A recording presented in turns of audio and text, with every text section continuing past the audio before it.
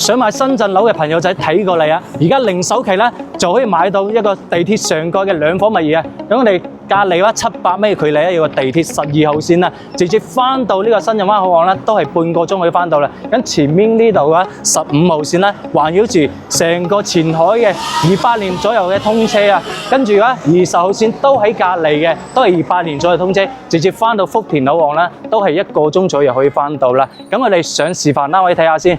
OK 啊，嚟到我項目先，咁我哋身後自帶19000平方米嘅一個自帶商業體啊。項目分為4棟組成嘅，2棟咧係住宅啦，1棟係公寓，1棟係寫字樓啊。其中3棟咧已經收咗樓入住緊㗎啦。咁我哋而家在售嘅一個係住宅單位啦，小面積嘅2房單位啊。咁周邊有3間呢個三甲醫院啊，咁100米距離啦到呢個寶安嘅中心醫院啦。咁我哋嘅香港街坊咧直接穿越家庭醫生啊，非常之方便嘅。咁3大商圈都圍繞住我哋項目嘅，咁係一方城啦，同埋呢個天河廣場咧，仲有呢個萬達廣場咧，所以生活配套非常之齊全啦。咁我哋上示範單位睇下先。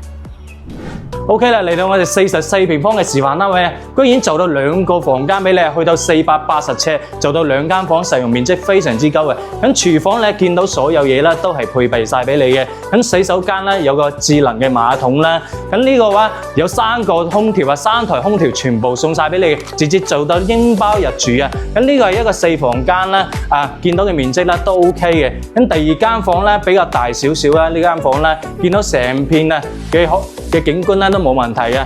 咁成個位置咧，樓下有配到19000平方米嘅一個商業體啊，俾你嘅。咁樓下衣食住行冇問題嘅。咁地鐵嘅話就喺門口啊，12號線直接翻到深圳灣口岸同埋福田口岸都係半個鐘可以翻到啦。呢度係現樓單位啊，即買即可以入住啊，揾我買樓咧，全部嘅家私電器啊送晒俾你啊。呢度嘅話租金可以租成6000蚊左右嘅。如果有興趣咧，我發啲詳細資料俾你望望啦。